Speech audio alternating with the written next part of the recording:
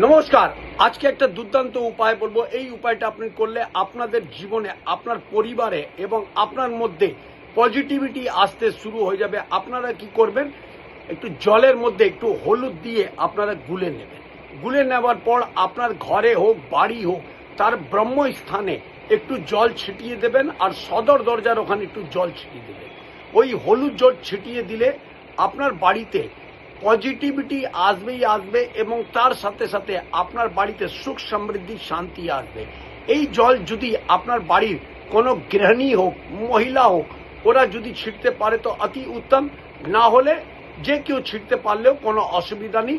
আপনারা যদি এই জল যদি ছেটান রোজ, কন্টিনিউয়াসলি আপনারা যদি রোজ ছেটান, তাহলে আপনার বাড়িতে পজিটিভিটি আসবে, আপনার এনার্জি বাড়বে, কাজকর্মতে উন্নতি হবে, লোকের সাথে আপনার সম্পর্ক ভালো হতে শুরু হয়ে যাবে, সব দিক দিয়ে বম বম হবেই হবে।